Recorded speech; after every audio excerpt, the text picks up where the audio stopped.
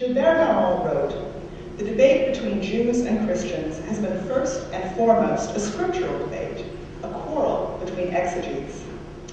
Indeed, from the time the New Testament began to come into being, if not before, Christians were deeply concerned with the problem of interpreting what came to be known to them as the Old Testament. A new kind of cooperation between Christians and Jews seems to emerge in the area of biblical exegesis, as Christians began to draw on Jewish knowledge and traditions for their interpretation of the Old Testament, often discussing these subjects with their Jewish contemporaries. This kind of activity is praised by scholars, by modern scholars, who see it as tolerant and as representative of a new scientific approach to biblical study. So we have good Christians who cooperate with and learn from Jews, and bad Christians who polemicize and dispute with Jews. Good dialogue and bad dialogue." Considerable influence on the modern study of Jewish exegesis, especially in the 20th century going forward, in which the exegetical process has been conceived in strongly linear fashion. The reader facing the text in light of his own interpretive tradition. Exegesis means identifying a problem already there, uncovering a pre-existing gap, responding to an apparent incoherence. The problems are there, so this implies, really. The exegete discovers them and explains them in whatever way is appropriate. What I want to do is to help reorient the history of exegesis locally, horizontally, with focus on the readers as much as the text, on the causes internal to the religious tradition, but external as well, especially external, that contribute to the emergence of new readings, new interpretations, new traditions of interpretation, new schools of thought.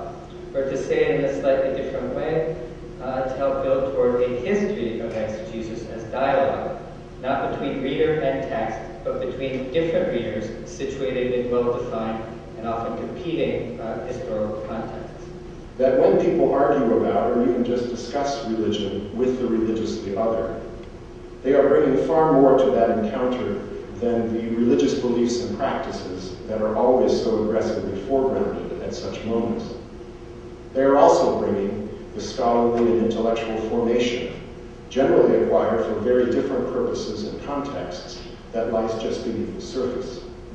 It will behoove us to think about what other cultural work disputation is doing, besides demonstrating that my religion is right and yours is wrong. But all of these assumptions are based, I believe, in a flawed understanding about the aims and workings of dialogues initiated or authored by medieval Christians that is a consequence of treating interreligious dialogue apart from other medieval kinds of dialogue. Dialogue in the Middle Ages, whether written or oral, was not a debate between equals with an uncertain outcome. Rather, it was a technique of pedagogy, with a master who instructs and a student or disciple who questions and learns.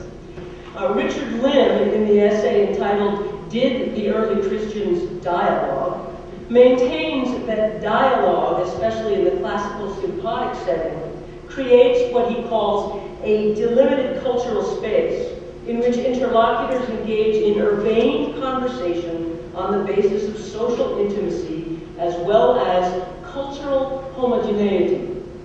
He writes, and I quote, "The ideal dialogue could not operate if the interlocutors did not share this common outlook. When strangers enter the scene, they serve the role of showing or emphasizing the overall solidarity of the other participants. The dialogue thus relied on, as well as helped foster, a sense of cultural complicity in those who could follow and appreciate its conventions."